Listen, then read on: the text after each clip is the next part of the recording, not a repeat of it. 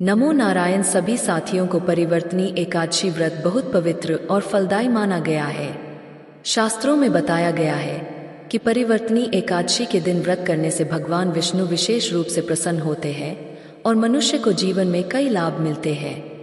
माताओं और भाई बहनों, इस व्रत को करने से पिछले जन्मों और वर्तमान जीवन के पाप नष्ट हो जाते हैं और भगवान विष्णु की कृपा से जीवन में सुख समृद्धि आती है और दरिद्रता दूर होती है। कहा गया है कि इस व्रत से जन्म मरण के बंधन से मुक्ति मिलती है और विष्णु लोक की प्राप्ति होती है। जो भक्त श्रद्धा से परिवर्तनी एकादशी व्रत करता है उसकी मनोकामनाएं पूर्ण होती है। इस व्रत के प्रभाव से घर परिवार में शांति, प्रेम और सौहार्द बढ़ता है। उपवास और पूजा से शरीर में शुद्धता आती है और मानसिक शांति मिलती है। पुराणों में कहा गया है कि परिवर्तनी एकादशी का फल सहस्त्र अश्वमेध यज्ञ और 100 राजसूय यज्ञ के बराबर होता है। लेकिन अगर किसी कारणवश आप परिवर्तनी एकादशी व्रत नहीं कर पा रहे हैं तो निराश ना हो, क्योंकि परिवर्तनी एकादशी की कथा सिर्फ सुनने मात्र से भी आपको अद्भुत लाभ, आंतरिक शांति और पुण्य प्रदान कर सकती है। यह कथा केवल श्रवण नहीं, एक जीवंत आध्यात्मिक अनुभव है। शास्त्रों में उल्लेख है, जो भक्त परिवर्तनी एकादशी व्रत की कथा श्रद्धा पूर्वक सुनता है उसे वही फल प्राप्त होता है जो कठिन व्रत पूजा पाठ से मिलता है। तो माताओं और भाई बहनों, कथा को अंत तक अवश्य सुने। अब प्रारंभ करते हैं परिवर्तनी एकादशी व्रत की यह दिव्य कथा। बहुत समय पहले की बात है। भारतवर्ष के हृदय स्थल में एक रमणीक गांव था, रामघाट। नर्मदा नदी के पवित्र तट पर बसा यह गांव अपनी हरियाली, शांति और भक्ति भाव के लिए दूर दूर तक प्रसिद्ध था। गांव में हर सुबह शंखनाद होता, हर शाम मंदिरों में आरती की मधुर ध्वनि गूंजती और हर घर में ईश्वर का वास महसूस होता। इसी गांव में एक पति रहते थे, माधव और यशोदा। उनका घर सभी सुख सुविधाओं से परिपूर्ण था। माधव एक धनी और धर्मात्मा व्यापारी थे। उनका व्यवहार सरल था, हृदय विशाल था और दान पुण्य में उनकी अटूट श्रद्धा थी। यशोदा उनकी अर्धांगिनी सुंदरता में लाजवाब थी और गुणों में उनसे भी बढ़कर वह गृहिणी थी, परोपकारी थी और गांव की हर स्त्री उन्हें अपनी बहन मानती थी। उनके घर में प्रेम था, धन था, सम्मान था, सब कुछ था सिवाय एक अपने की किलकारी के। यह बात उनके जीवन का सबसे बड़ा शून्य थी, सबसे गहरा घाव था। वर्षों बीत गए थे उनके विवाह को, पर आज भी उनकी गोद सुनी थी। यह कष्ट, यह पीड़ा केवल यशोदा का ही नहीं, माधव का भी था। पर यशोदा के हृदय में तो जैसे एक विशाल दरिया बहता था जिसे वह किसी को दिखा नहीं सकती थी। रात के सन्नाटे में जब माधव सो जाते, वह अपनी सुनी गोद पर हाथ फेरती और उनकी आंखों से आंसू झरझर बहते। हे प्रभु, वह फुसफुसाती, क्या मैंने कोई ऐसा पाप किया है जिसकी यह कठोरतम सजा है? क्या मेरी कोख कभी माँ की ममता का अनुभव नहीं करेगी? यह अपार कष्ट था जो शब्दों से परे था। वह दूसरों के बच्चों को देखती, उनके साथ खेलती, उन्हें प्यार करती, पर जब वे बच्चे अपनी माँ के पास लौट जाते तो यशोदा का हृदय टुकड़े टुकड़े हो जाता। एक अजीब सी कसक उठती उसके भीतर जो उसकी सांसों को भारी कर देती। कभी कभी गांव की कुछ स्त्रियां अनजाने में ही चुभने वाली बातें कह जाती। यशोदा बहन, अब तो तुम्हारी उम्र भी ढलती जा रही है, कब तक भगवान की राह देखोगी? या माधव भैया के घर में रौनक तो तब आएगी जब कोई बच्चा खेलेगा। यह बातें सीधे तीर की तरह उसके हृदय को छेद जाती। वह मुस्कुरा कर टाल जाती, पर हर एक शब्द उसके हृदय पर एक नया घाव कर जाता। लोगों की दया दृष्टि भी उसे पीड़ा देती थी।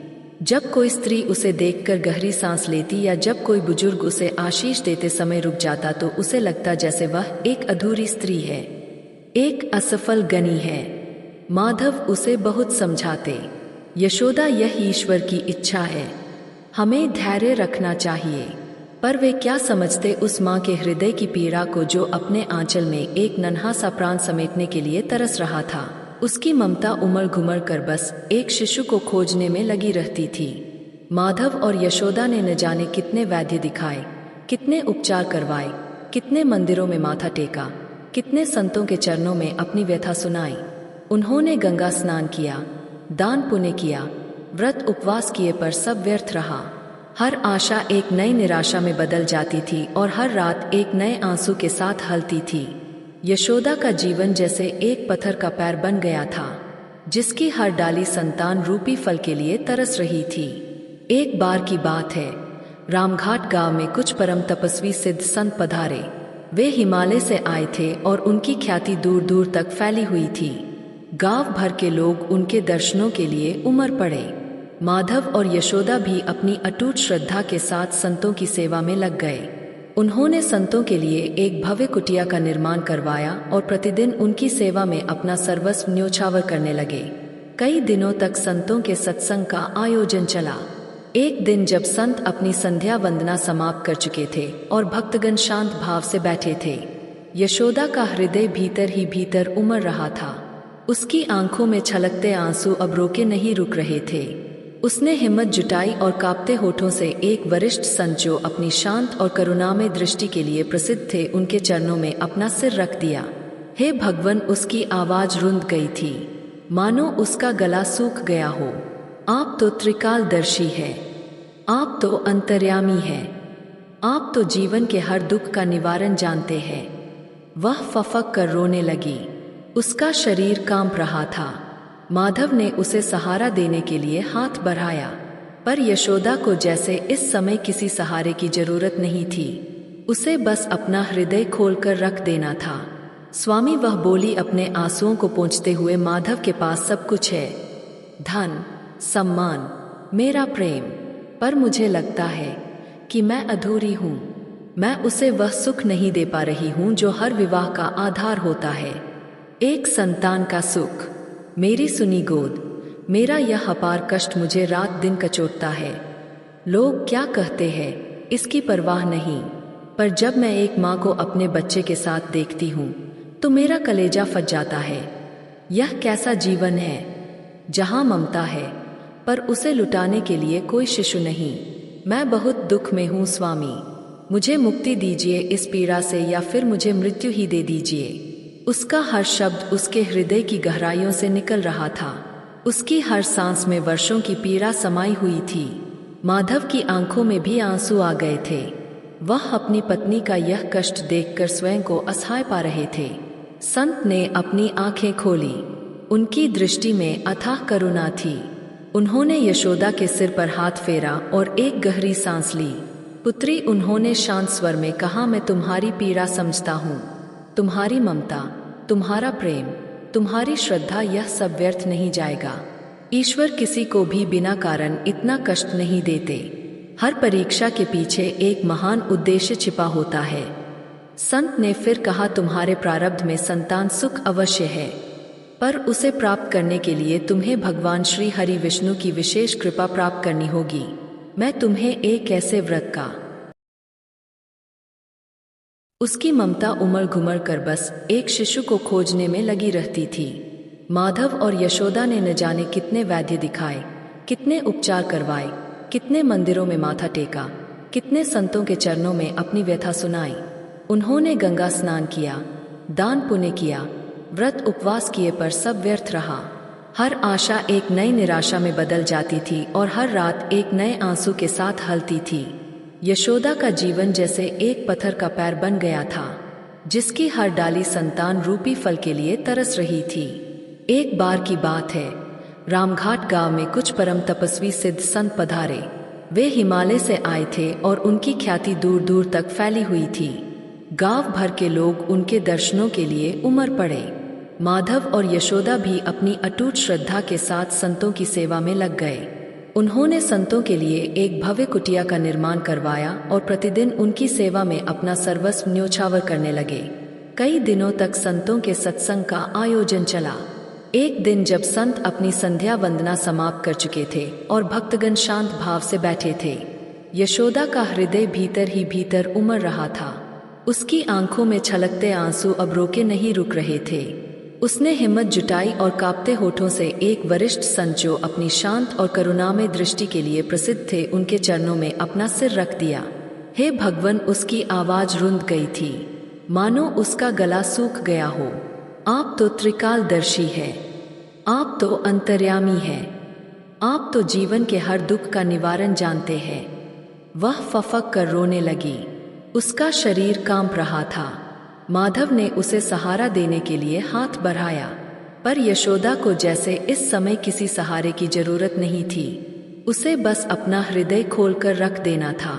स्वामी, वह बोली अपने आंसुओं को पोंछते हुए, माधव के पास सब कुछ है, धन, सम्मान, मेरा प्रेम, पर मुझे लगता है कि मैं अधूरी हूँ। मैं उसे वह सुख नहीं दे पा रही हूँ जो हर विवाह का आधार होता है, एक संतान का सुख। मेरी सुनी गोद, मेरा यह अपार कष्ट मुझे रात दिन कचोटता है। लोग क्या कहते हैं इसकी परवाह नहीं, पर जब मैं एक माँ को अपने बच्चे के साथ देखती हूँ तो मेरा कलेजा फट जाता है। यह कैसा जीवन है जहाँ ममता है पर उसे लुटाने के लिए कोई शिशु नहीं। मैं बहुत दुख में हूँ स्वामी, मुझे मुक्ति दीजिए इस पीड़ा से, या फिर मुझे मृत्यु ही दे दीजिए। उसका हर शब्द उसके हृदय की गहराइयों से निकल रहा था। उसकी हर सांस में वर्षों की पीड़ा समाई हुई थी। माधव की आंखों में भी आंसू आ गए थे। वह अपनी पत्नी का यह कष्ट देखकर स्वयं को असहाय पा रहे थे। संत ने अपनी आंखें खोली। उनकी दृष्टि में अथाह करुणा थी। उन्होंने यशोदा के सिर पर हाथ फेरा और एक गहरी सांस ली। पुत्री, उन्होंने शांत स्वर में कहा, मैं तुम्हारी पीड़ा समझता हूँ। तुम्हारी ममता, तुम्हारा प्रेम, तुम्हारी श्रद्धा, यह सब व्यर्थ नहीं जाएगा। ईश्वर किसी को भी बिना कारण इतना कष्ट नहीं देते। हर परीक्षा के पीछे एक महान उद्देश्य छिपा होता है। संत ने फिर कहा, तुम्हारे प्रारब्ध में संतान सुख अवश्य है, पर उसे प्राप्त करने के लिए तुम्हें भगवान श्री हरि विष्णु की विशेष कृपा प्राप्त करनी होगी। मैं तुम्हें एक ऐसे व्रत का विधान बताता हूँ जो पुत्रदायिनी है, जो तुम्हारे हृदय की हर इच्छा को पूर्ण करेगा। यदि तुम उसे पूर्ण श्रद्धा और निष्ठा के साथ निभाओ तो यशोदा की आंखों में एक नई चमक आ गई थी, मानो रेगिस्तान में प्यासे को पानी दिख गया हो। बताइए स्वामी, मैं कुछ भी करने को तैयार हूँ। कुछ भी। संत ने समझाया, आने वाली एकादशी परिवर्तनी एकादशी कहलाती है, जिसे जल झूलनी एकादशी भी कहते हैं। इस दिन भगवान विष्णु अपनी योग निद्रा में करवट बदलते हैं। इस एकादशी का व्रत सबसे श्रेष्ठ व्रतों में से एक माना गया है। इसके पालन से तीनों लोकों के पाप नष्ट हो जाते हैं और सभी मनोकामनाएं पूर्ण होती है। विशेषकर यह एकादशी संतान प्राप्ति के लिए अत्यंत फलदायी है। तुम्हें यह व्रत निर्जला करना होगा, पूरी श्रद्धा और समर्पण के साथ। उन्होंने आगे कहा, व्रत के दिन प्रातः काल उठकर स्नान आदि से निवृत्त होकर भगवान विष्णु की प्रतिमा के समक्ष संकल्प लेना, दिन भर निर्जल रहना, मन को शांत रखना, किसी की निंदा ना करना, क्रोध ना करना, दिन में भगवान विष्णु के सहस्त्र नाम का पाठ करना, उनकी स्तुति करना, रात्रि में जागरण करना और भगवान के भजन कीर्तन में लीन रहना। अगले दिन द्वादशी को व्रत का पारण ब्राह्मणों को भोजन कराकर और दान दक्षिणा देकर करना। यदि तुम इस व्रत को पूर्ण निष्ठा से करोगी तो मेरी बात मानो, भगवान श्री हरि तुम्हारी गोद अवश्य भरेंगे। यशोदा के हृदय में एक नई आशा का संचार हुआ। उसकी मुरझाई हुई आंखें फिर से चमक उठी। उसने संत के चरणों को स्पर्श किया और कृतज्ञता से भर गई। माधव ने भी संतों को श्रद्धा पूर्वक प्रणाम किया। उनके मुख पर वर्षों बाद एक सच्ची मुस्कान खिली थी। परिवर्तनी एकादशी का दिन जैसे जैसे निकट आ रहा था, यशोदा के हृदय में एक अजीब सी हलचल थी। एक ओर वर्षों की निराशा और भय उसे घेरे हुए थे, तो दूसरी ओर संत के वचन और भगवान विष्णु पर उसकी अटूट श्रद्धा उसे बल दे रही थी। उसने पूरे घर को शुद्ध किया, पूजा की सभी सामग्री एकत्रित की। माधव ने भी हर प्रकार से उसका साथ दिया और फिर वह दिन आ ही गया, परिवर्तनी एकादशी। सूरज की पहली किरण फूटने से पहले ही यशोदा उठ गई। उसने स्नान किया, स्वच्छ वस्त्र धारण किए। उसके मुख पर एक दृढ़ संकल्प का भाव था। माधव भी उसके साथ थे। उन्होंने मिलकर भगवान विष्णु की प्रतिमा स्थापित की। मंदिर को बेलपत्र, तुलसी, पीले पुष्पों से सजाया। धूप दीप प्रज्वलित किए गए, जिससे वातावरण सुगंधित हो उठा। यशोदा ने संकल्प लिया है, भगवान श्री हरि, आपकी कृपा प्राप्त करने के लिए परिवर्तनी एकादशी का यह कठिन व्रत कर रही हूँ। यदि मैं अनजाने में कोई त्रुटि करूँ तो क्षमा करना। मेरी एकमात्र कामना है कि मेरी सुनी गोद भर जाए, मैं माँ बन सकूँ। मेरी श्रद्धा को स्वीकार करो प्रभु। उसकी आंखों में एक बार फिर आंसू थे, पर इस बार यह आंसू पीड़ा के नहीं बल्कि गहन प्रार्थना और आशा के थे। दिन चढ़ने लगा। यशोदा ने निर्जल व्रत शुरू कर दिया था। सूरज की तपिश बढ़ने लगी और उसके साथ ही भूख और प्यास की अनुभूति भी तीव्र होने लगी। उसने माधव के साथ बैठकर भगवान विष्णु सहस्त्र नाम का पाठ आरंभ किया। एक एक नाम, एक एक श्लोक उसके हृदय में उतर रहा था, पर उसे भीतर ही भीतर एक युद्ध लड़ना पड़ रहा था। शरीर की पीड़ा और मन का संकल्प, कहीं मैं असफल ना हो जाऊं। एक विचार क्षण भर के लिए उसके मन में आया और उसके साथ ही वर्षों का भय और निराशा फिर से सिर उठाने लगी। पर उसने तुरंत मन को झटक दिया। नहीं, संत के वचन मिथ्या नहीं हो सकते। मुझे यह व्रत पूर्ण करना है, चाहे कुछ भी हो जाए। उसने अपनी आंखें बंद कर ली और पूरी एकाग्रता से भगवान के नाम का जाप करने लगी। ओम नमो भगवते वासुदेवाय। दोपहर होते होते उसका गला पूरी तरह सूख चुका था। पेट में मरोड़ उठने लगे थे। शरीर में कमजोरी महसूस होने लगी थी। माधव उसे देख रहे थे और उनका हृदय विचलित हो रहा था। यशोदा, उन्होंने धीमे से कहा, तुम थोड़ी देर विश्राम कर लो। यशोदा ने आंखें खोली और जबरन मुस्कुराई। नहीं माधव, यह विश्राम का समय नहीं, यह तपस्या का समय है। मेरी इतनी वर्षों की पीड़ा, मेरा अपार कष्ट, यह सब इस एकादशी के सामने कुछ भी नहीं। यदि मैं अब हार गई तो फिर कभी इतनी हिम्मत नहीं जुटा पाऊंगी। उसकी आवाज लड़खड़ा रही थी पर शब्दों में दृढ़ता थी। शाम ढली, सूर्यास्त का समय था। यशोदा का शरीर अब पूरी तरह से थक चुका था। उसे सिर में हल्का दर्द भी महसूस हो रहा था, पर वह अपनी जगह से टस से मस नहीं हुई थी। उसने अपनी सारी ऊर्जा बटोरकर तुलसी महारानी की आरती की, शाम के दीप प्रज्वलित किए। माधव ने उसे सहारा दिया जब वह उठने लगी। और फिर आई रात, जागरण की रात। यह सबसे कठिन परीक्षा थी। गांव के कुछ और भक्त भी उनके साथ जागरण में शामिल हुए थे, पर यशोदा की लगन सबसे अप्रतिम थी। उसे हर पल लग रहा था जैसे भगवान उसे देख रहे हैं, उसकी परीक्षा ले रहे हैं। उसकी पलकें भारी हो रही थी, शरीर टूट रहा था, पर जैसे ही उसे नींद की झपकी आती, वह तुरंत उठ बैठती और भगवान विष्णु के मंत्रों का जाप और तेज कर देती। हरि बोल गोविंदा नारायणा। उसके होठों से यह शब्द लगातार निकल रहे थे। कभी कभी उसे लगता जैसे उसका शरीर कांप रहा है, जैसे वह अब और अधिक देर तक नहीं बैठ पाएगी। एक बार तो उसकी आंखें बंद हो गई और वह आगे की ओर झुकने लगी। माधव ने तुरंत उसे पकड़ लिया। यशोदा, तुम पानी ले लो थोड़ा सा, तो माधव ने वेदना से कहा। यशोदा ने आंखें खोली। उनकी आंखों में थकान थी पर एक लौ भी जल रही थी नहीं माधव, उसने लगभग फुसफुसाते हुए कहा, मैंने निर्जल का संकल्प लिया है, चाहे मेरे प्राण ही क्यों ना निकल जाएं, अपने संकल्प से नहीं हटूंगी। यह तपस्या मेरे बच्चे के लिए है, मेरी ममता के लिए है। यह एकादशी मेरे लिए भगवान का आखिरी द्वार है और मैं इसे दृढ़ता से पार करूंगी। उसने फिर से आंखें बंद कर ली और अपनी सारी शक्ति लगाकर भगवान विष्णु के सुंदर रूप का ध्यान करने लगी। उसने कल्पना की कि भगवान श्री हरि क्षीर सागर में शेष नाग पर विराजमान हैं। उनके चेहरे पर एक अलौकिक मुस्कान है।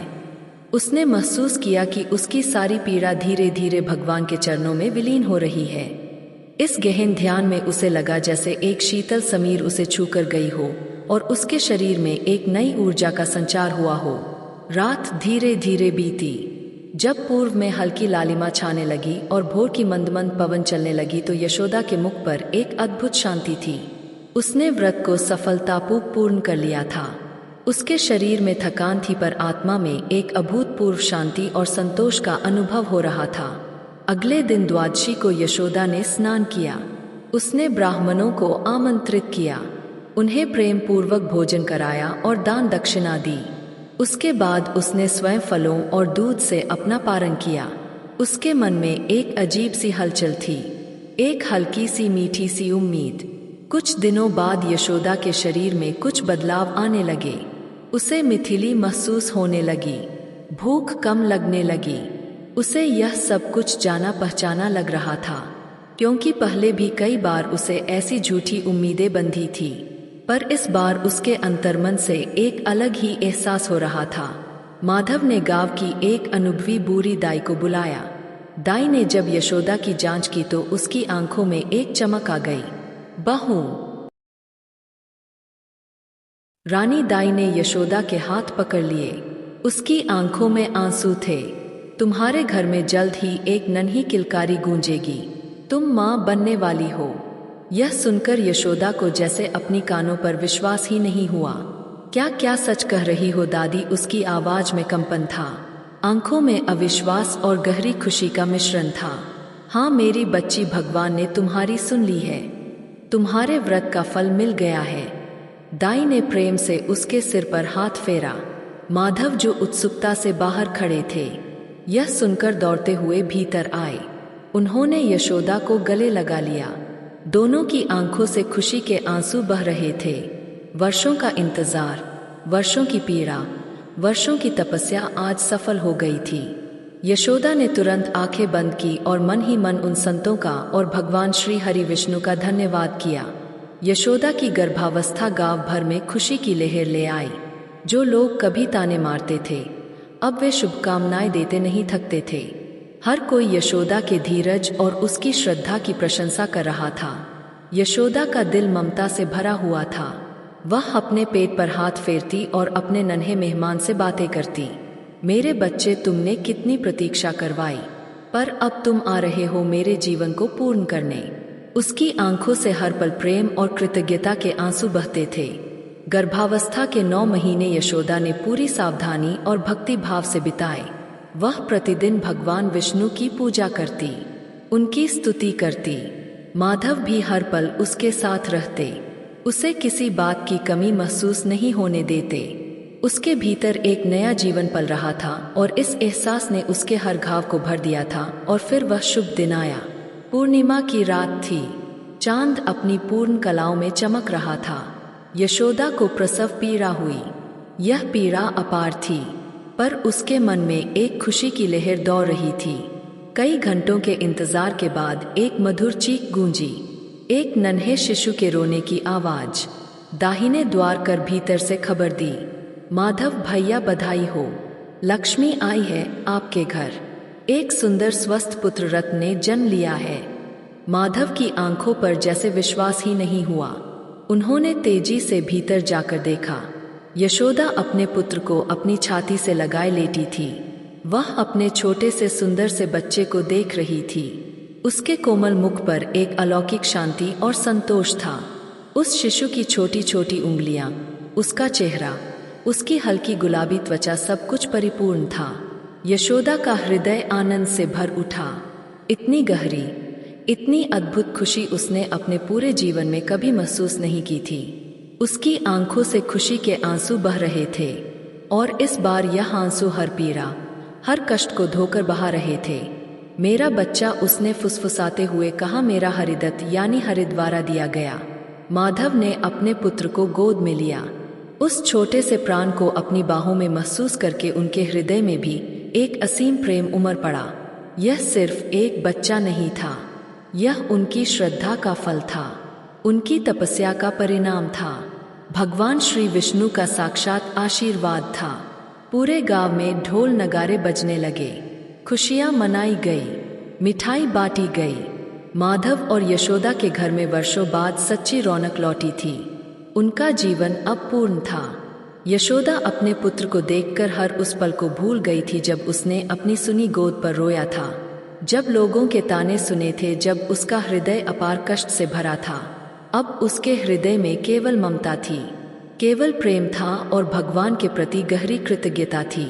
वह अपने पुत्र को दूध पिलाती, उसे अपने आंचल में छुपाती और हर रात उसे भगवान विष्णु की कथाएं सुनाती। हर बार जब वह अपने बच्चे को देखती तो उसे परिवर्तनी एकादशी का वह कठिन व्रत याद आता, संतों के वे करुणा भरे वचन याद आते और भगवान श्री हरि विष्णु की अपरिमित कृपा याद आती। यह कथा इस बात का प्रमाण है कि सच्ची श्रद्धा, अटूट विश्वास और निस्वार्थ तपस्या कभी व्यर्थ नहीं जाती। भगवान भक्तों की परीक्षा अवश्य लेते हैं, पर अंत में वे अपने प्रेम और आशीर्वाद से अपने भक्तों का दामन अवश्य भरते हैं। माधव और यशोदा का जीवन अब प्रेरणा बन गया था, यह दिखाने के लिए कि धैर्य और धर्म के मार्ग पर चलने से बड़ा कष्ट भी दूर हो जाता है। और जीवन में खुशियों का आगमन अवश्य होता है। साथियों, इस वीडियो में परिवर्तनी एकादशी व्रत की पावन व्रत कथा यहीं पर समापन होती है। हम कामना करते हैं कि भगवान श्री हरि की कृपा आप सभी पर बनी रहे, आपके जीवन में सदैव सुख, शांति, समृद्धि और सकारात्मक ऊर्जा का संचार होता रहे। यह विशेष दिन न केवल भक्ति भाव से भर देती है, बल्कि हमारे जीवन में एकता, प्रेम और आस्था का संदेश भी लेकर आती है।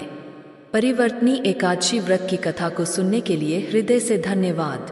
कृपया अपने विचार और अनुभव कमेंट्स में अवश्य साझा करें और जय श्री हरि लिखना ना भूलें। आपके द्वारा किए गए कमेंट्स न केवल आपको प्रेरित करेंगे बल्कि अन्य दर्शकों के लिए भी भक्ति और श्रद्धा का स्रोत बनेंगे। जय श्री हरि। प्रिय साथियों, इस व्रत कथा के साथ साथ अगर आप इस मंत्र का नियमित सहित 21 बार जाप करते हैं तो आपकी वह मनोकामना जरूर पूरी होगी जिसको आप पाना चाहते हैं। तो चलिए भक्तों, मंत्र का जप कर लेते हैं। ओम नमो नारायणं भगवते वासुदेवाय नमः। ओम नमो भगवते वासुदेवाय नमः। ओम नमो नारायणं भगवते वासुदेवाय नमः। ओम नमो भगवते वासुदेवाय नमः।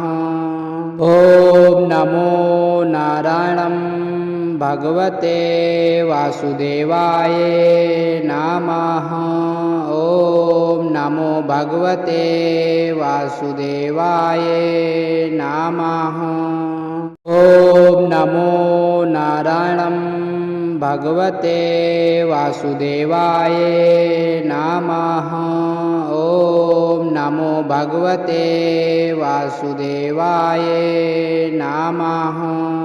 ओम नमो नारायणं भगवते वासुदेवाय नमः।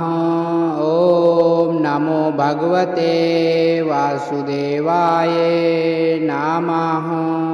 ओम नमो नारायणं भगवते वासुदेवाय नमः।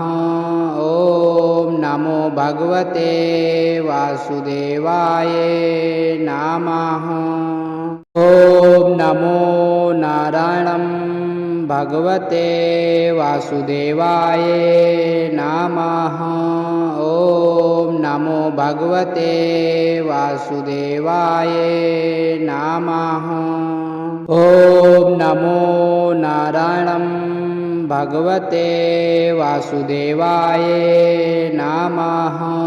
ओम नमो भगवते वासुदेवाय नमः। ओम नमो नारायणं भगवते वासुदेवाय नमः। ओम नमो भगवते वासुदेवाय नमः। ओम नमो नारायणं भगवते वासुदेवाय नमः। ओम नमो भगवते वासुदेवाय नमः। ओम नमो नारायणं भगवते वासुदेवाय नमः। ओम नमो भगवते वासुदेवाय नमः। ओम नमो नारायणं भगवते वासुदेवाय नमः। ओम नमो भगवते वासुदेवाय नमः। ओम नमो नारायणं भगवते वासुदेवाय नमः। ओम नमो भगवते वासुदेवाय नमः। ओम नमो नारायणं भगवते वासुदेवाय नमः। ओम नमो भगवते वासुदेवाय नमः। ओम नमो नारायणं भगवते वासुदेवाय नमः। ओम नमो भगवते वासुदेवाय नमः। ॐ नमो नारायणं भगवते वासुदेवाय नमः। ॐ नमो भगवते वासुदेवाय नमः। ॐ नमो नारायणं भगवते वासुदेवाय नमः। ॐ नमो भगवते वासुदेवाय नमः। ॐ नमो नारायणं भगवते वासुदेवाय नमः। ॐ नमो भगवते वासुदेवाय नमः। ॐ नमो नारायणं भगवते वासुदेवाय नमः। ॐ नमो भगवते वासुदेवाय नमः। ॐ नमो नारायणं भगवते वासुदेवाय नमः। ॐ नमो भगवते वासुदेवाय नमः। ॐ नमो नारायणं भगवते वासुदेवाय नमः। ॐ नमो भगवते वासुदेवाय नमः।